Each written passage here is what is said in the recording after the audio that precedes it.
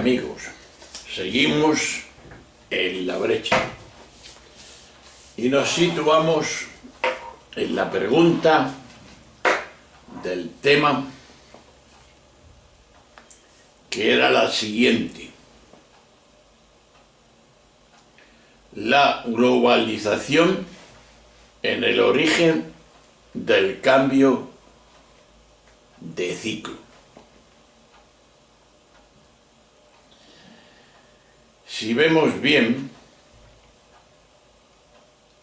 hoy se reconoce el papel que los sistemas fiscales tuvieron en la recuperación de los países occidentales después de la Segunda Guerra Mundial. El nuevo contrato social, surgidos de los pactos de la posguerra, la necesidad de recursos en materia económica, la globalización que miramos antes fue negativa, por cierto, y en espera de auténtica alternativa necesaria que llevar a cabo con igualdad para todos. ¿Qué decíamos entonces en los vídeos aquellos? Que en esa globalización, y por eso necesitaba una alternativa, los ricos fueron más ricos y son más ricos, y los pobres más pobres. La falta de armonización fiscal a nivel global y la competencia a la baja, elementos que veremos a continuación, es el caballo de batalla de nuestra situación global.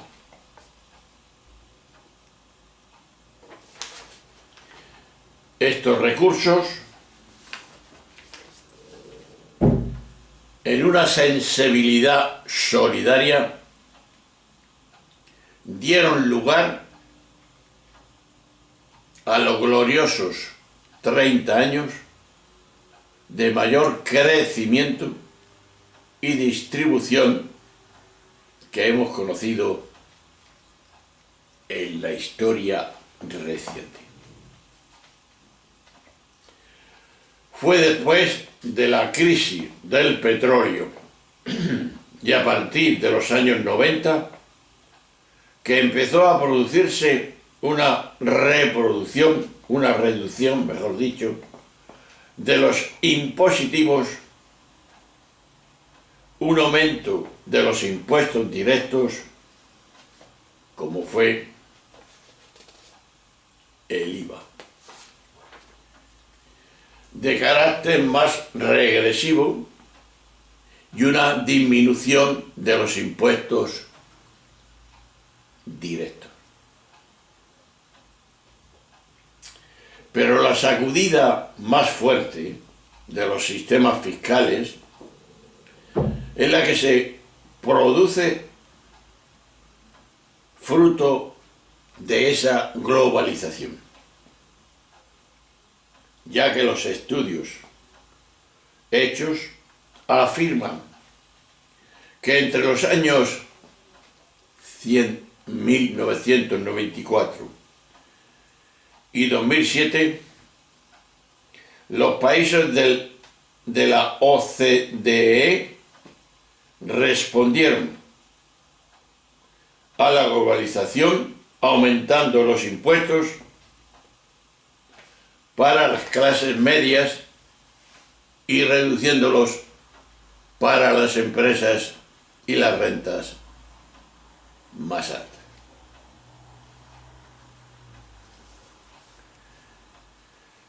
la imposible armonización fiscal sin ceder soberanía, que creemos que es el camino.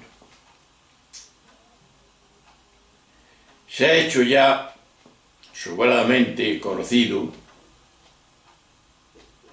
el llamado trilema de Daniel Rodríguez, profesor de la Universidad de Harvard,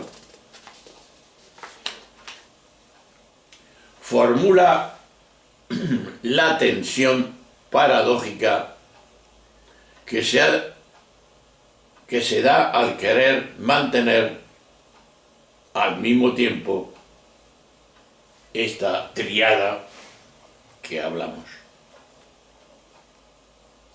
Democracia, globalización, economía y gobernabilidad de los Estados-nación, dicen, los tres elementos no pueden convivir. O bien tenemos sistemas democráticos basados en la soberanía de unos estados, basados en la soberanía de unos estados que regulen y deciden, y entonces la integración económica a nivel se hace imposible. O bien los estados ceden soberanía a estos supraestatales que regulen y marquen las reglas del juego de manera democrática en el nuevo contexto de globalización como el actual, da lugar a una clara pérdida del control democrático de las decisiones que se toman para regularlo. Hemos visto claros ejemplos de ello en la actual crisis política europea. Parece, pues, que un contexto de globalización, la vía para superar es trilema, pasa por una necesaria unión o coordinación fiscal a escala global que permita unir los tres conceptos. Desgraciadamente, la realidad hemos visto que es distinta.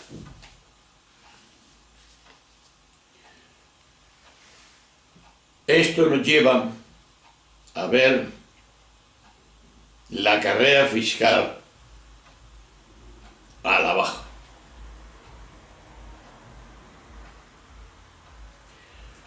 Y es que la competencia fiscal entre países está dando lugar a lo que hemos llamado carrera fiscal a la baja.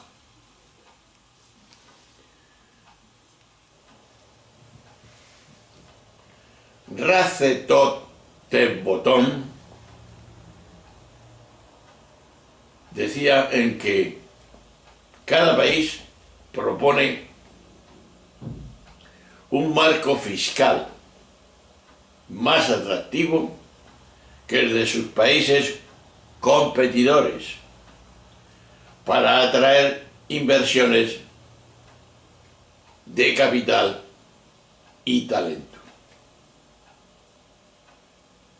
se inicia pues una competición que solo puede acabar con tipos impositivos nulos y por lo tanto con la desaparición de la recaudación por parte de las haciendas públicas, en las que quien sale beneficiado es solamente, por desgracia, el capital. Y en esta carrera fiscal destacan dos impuestos, y es el impuesto de sociedades, el que grava los beneficios empresariales, y el impuesto a las rentas del capital, el que grava las ganancias generadas por las inversiones y estas fiscales. El caso del impuesto de sociedades es especialmente claro. La media de los tipos impositivos en los años 80 y en los países de la LIE, llegada casi al 50% de la Unión Europea, llegaba y llega casi al 50%. Y en el año 2000, los países de la Unión Europea, de la Unión de los 28 que se reunieron, tenían un tipo de interés medio de impuesto de sociedades del 32%, en que en el 2016 ya era solamente del 23%. Es decir, para aclarar, en 10 años España ha visto disminuir el tipo impositivo del 35% al 25%. En el caso de la Unión Europea, destaca Irlanda, que con un impuesto de sociedades de solamente el 12,5% se ha convertido en el campo base de todas las multinacionales tecnológicas que quieren operar en Europa. Pues el panorama en conjunto presenta una lógica económica evidente, pero un resultado ciertamente nefasto. ¿Por qué? Casi todos los países llegan a la conclusión que una bajada de 10 puntos en el impuesto de sociedades genera un aumento de las inversiones en el país que puede llegar al 33%. Pues ante esta evidencia entramos en una lógica de rebajas fiscales que lo único que hace es provocar la disminución de la recaudación por el impuesto de sociedades y en todos los países. Otro ejemplo es el que se dio después de la votación en referéndum del abandono de la Unión Europea por parte del Reino Unido.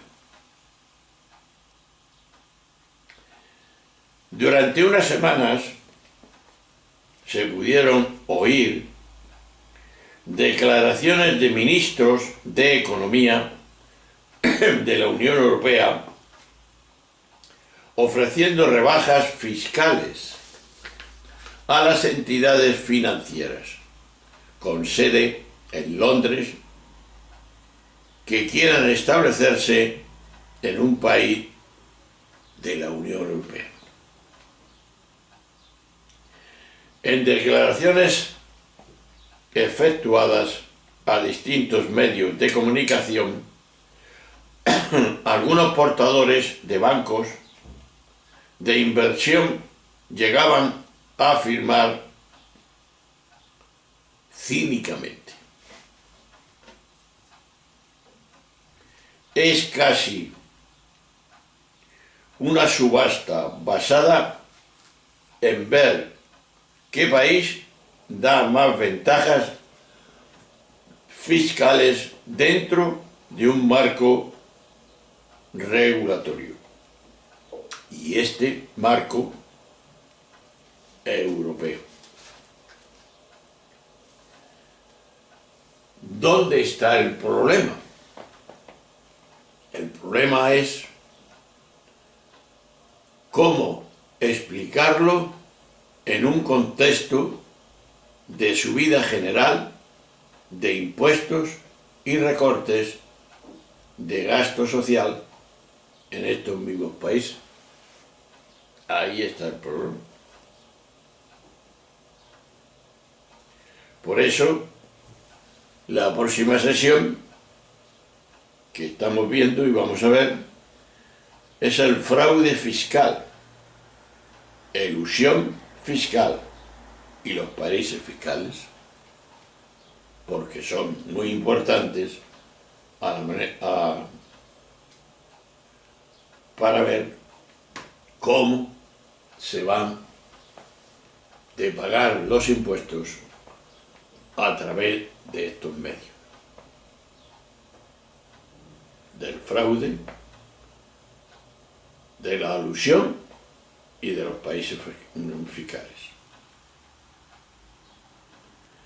De aquí decimos que si hay algún elemento clave en la lucha por una fiscalía justa, que es lo que pretendemos, es la denuncia del fraude y de la elusión fiscal.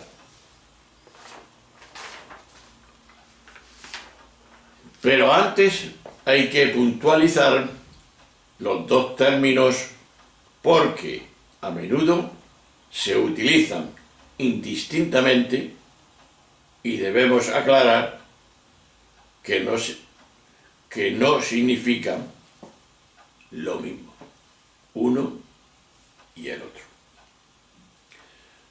¿Qué significa fraude fiscal? Por fraude fiscal entendemos todo comportamiento contrario a la ley que busque evitar el pago de impuestos. En buena medida se relaciona con el grado de economía sumergida de un país. Es decir, el conjunto de intercambios económicos que no son declarados a la hacienda pública. Así lo sabemos. En el caso de España, distintos informes cifran la economía sumergida en alrededor del 20% del PIB, de lo que se deriva un fraude fiscal que ronda entre los 60.000 y los 90.000 millones de euros anuales. Y más si contemplamos el conjunto de Europa, países del sur, tales como Grecia o Italia, presentan cifras similares, mientras los países como Francia o Alemania registran una economía sumergida de más o menos un 12%.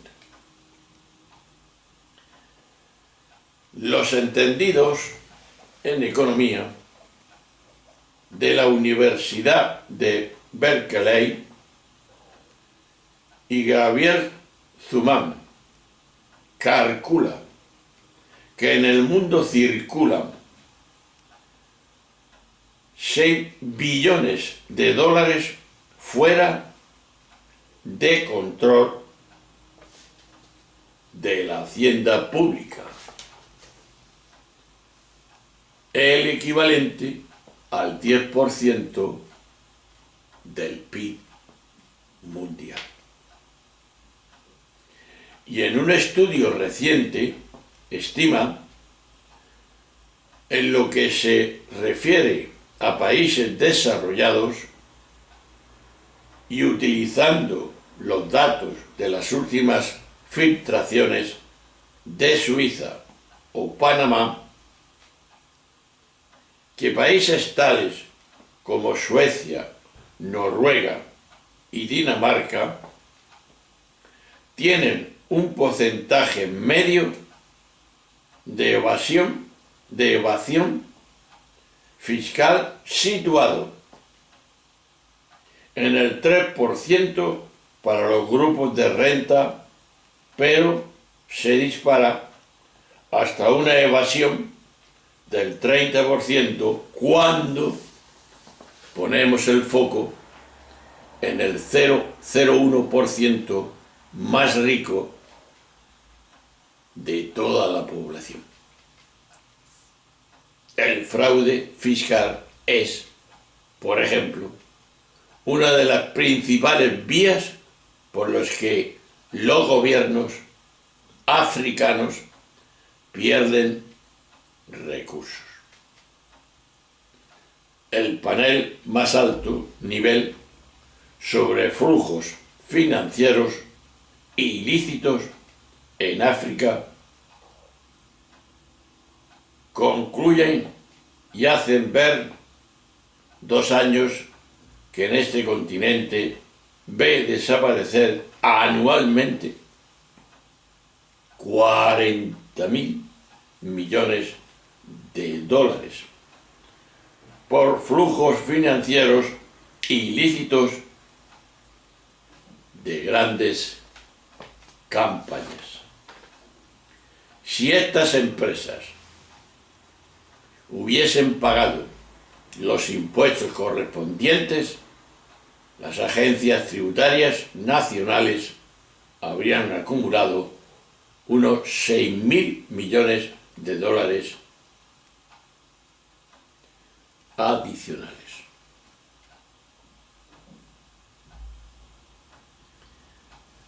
La elusión fiscal. La elusión fiscal es un término más difuso e indefinido jurídicamente hablando. Por la elusión fiscal entendemos todas aquellas prácticas que llevan a cabo para pagar mínimo de impuestos posibles, siempre dentro de la legalidad vigente. Pero esta práctica, aparentemente legislativa y difícilmente puede perseguirse, se convierte en ilegítima en el momento en que se aprovechan todos aquellos vacíos legales, cláusulas y beneficios fiscales que la ley permite así como los distintos regímenes fiscales a nivel internacional, creando complicaciones en extremo societarios destinados a pagar el mínimo de impuestos, en algunos casos a no pagar nada.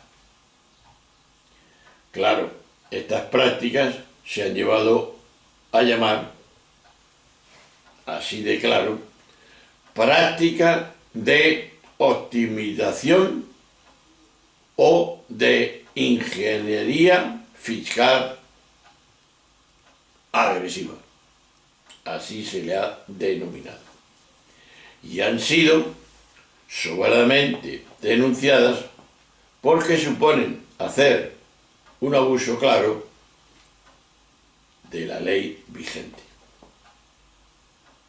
La elusión fiscal es hoy día la principal batalla de muchos países que ven cómo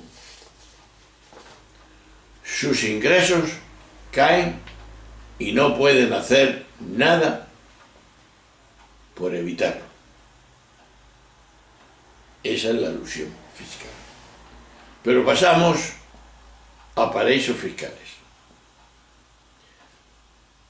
Tanto el fraude fiscal como la elusión son posibles por la existencia de los llamados paraísos fiscales.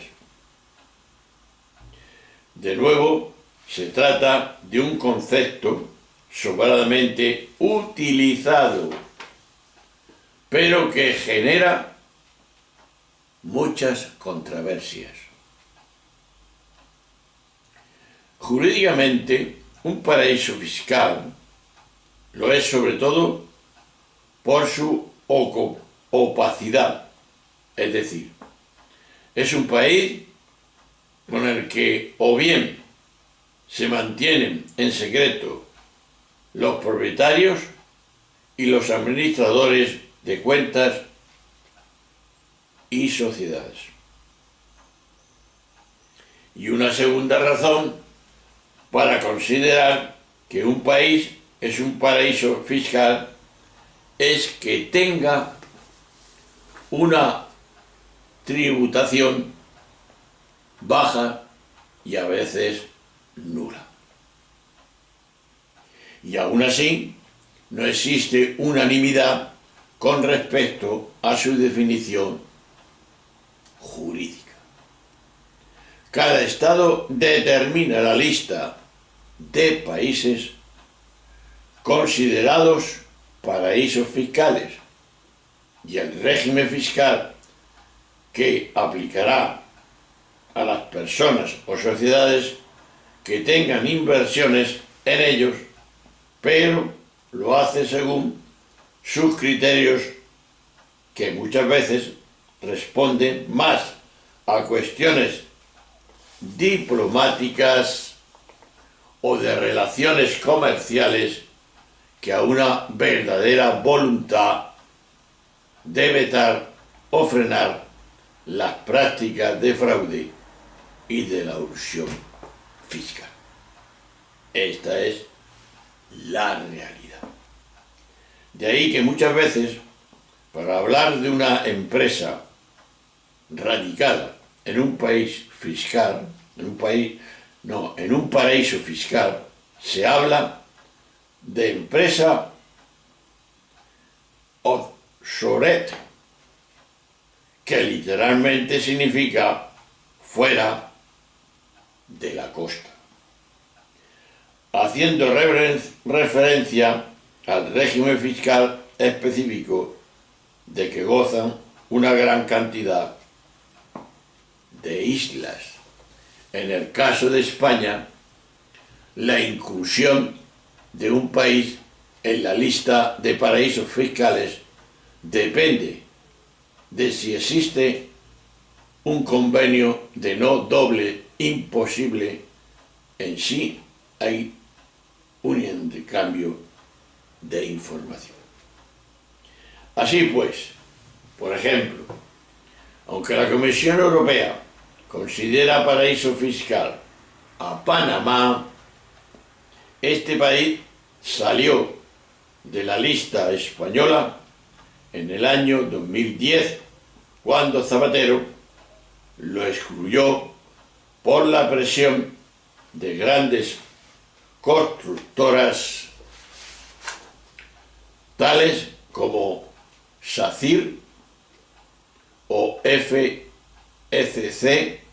con el fin de poder ganar concursos para la ampliación del canal de Panamá.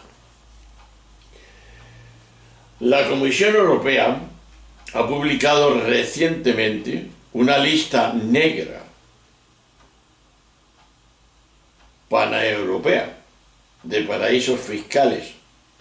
En la figura de 30 paraísos o territorios considerados no cooperativos en la materia de la lucha contra el fraude y la evasión fiscal, y de ellos se encuentran en Europa, donde en Andorra, en Mónaco, en Liechtenstein, Islas de Guernsey y en el Canal de la Mancha, un territorio que depende del Reino Unido. Estos países, que aparecen en por lo menos 10 de las listas nacionales de los Estados miembros. La Comisión Europea ha instado a todos estos países a hacer una serie de reformas en materia tributaria y de transparencia si quieren salir de la lista definitiva que se ha previsto que será publicada a finales del año 2017, el año que hemos dejado. Desgraciadamente, y aunque era de esperar, en esta lista no aparecen países de baja tributación o práctica del llamado dumping fiscal, tal como Oswald Termon han incluido en su informe sobre los 15 paraísos fiscales más agresivos. Y hay más.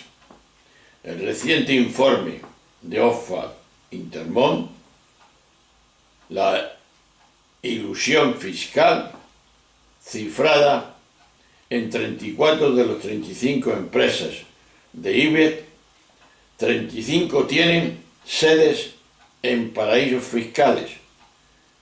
En concreto, 810 consuales, y que su número ha aumentado en un 44% del 2018 al 2013. De aquí, según las estadísticas oficiales elaboradas por el Ministerio de Economía y Competitividad, del 26% de la inversión española en el exterior serían préstamos de las matrices españoles a sus filiales.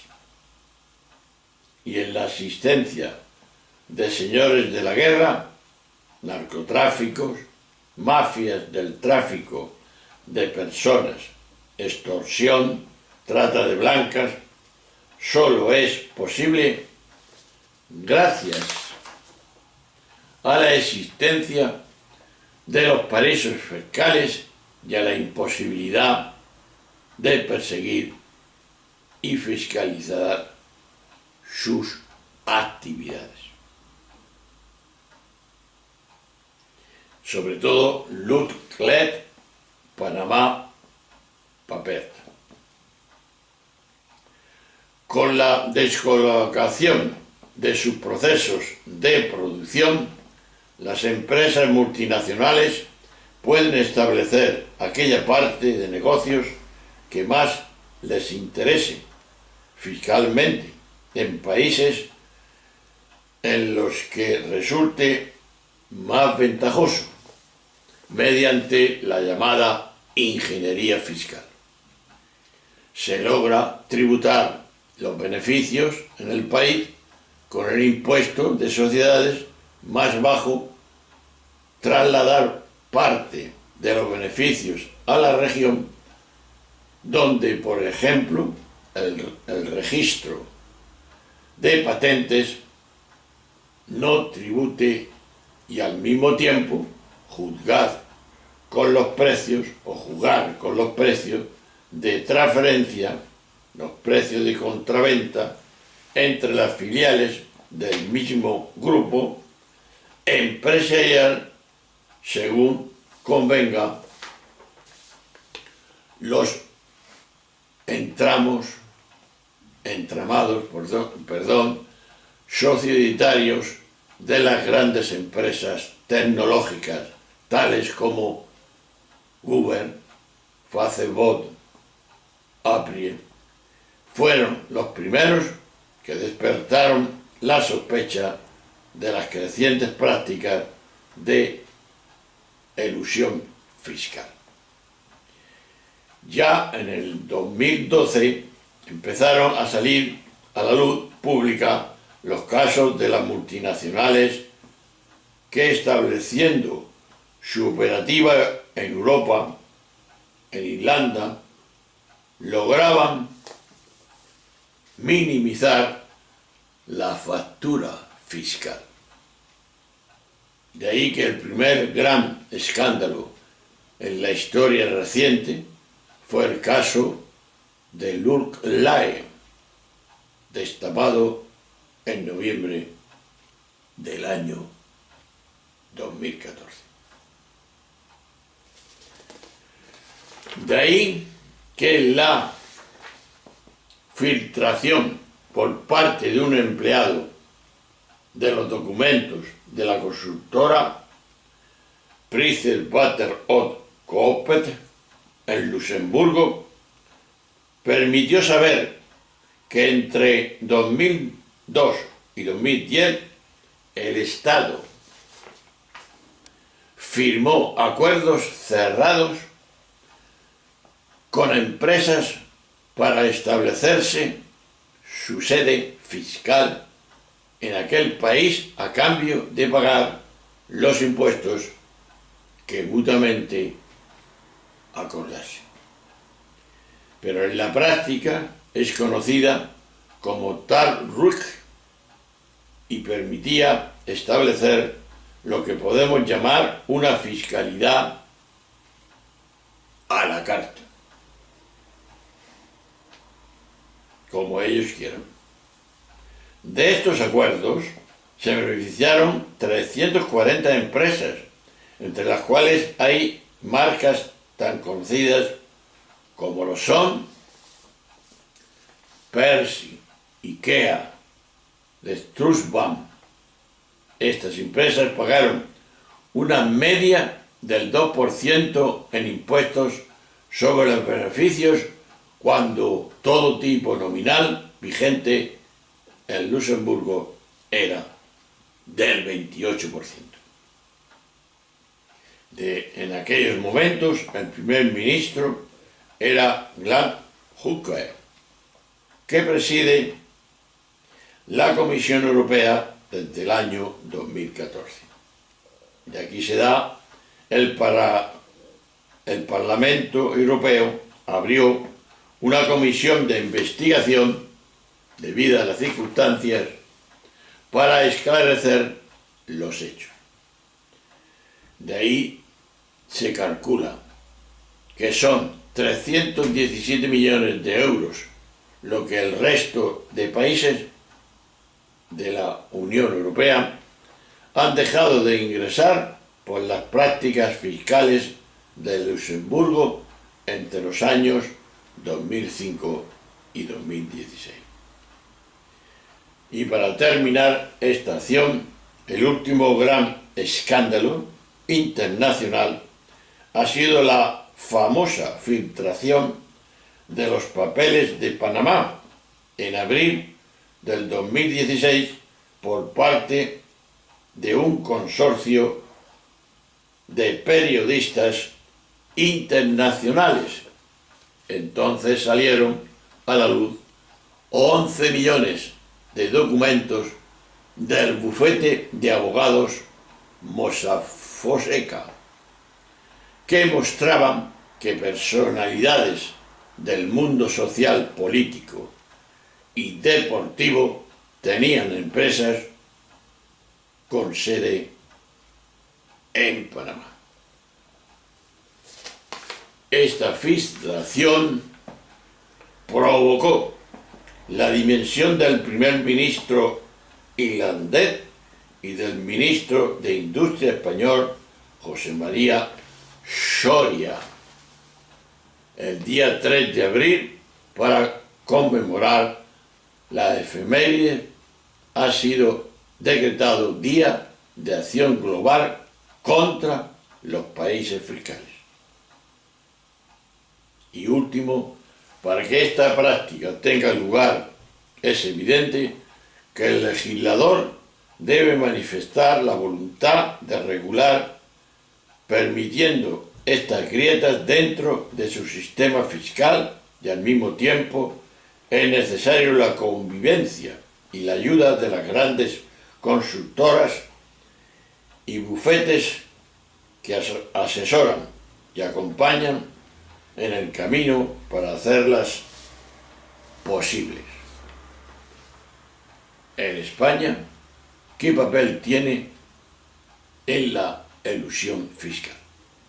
Aquí nos quedamos para ver el próximo vídeo esa dimensión. ¿Qué papel tiene en la elusión fiscal en nuestra España? Y esto lo veremos en el próximo vídeo. Un saludo, hasta luego.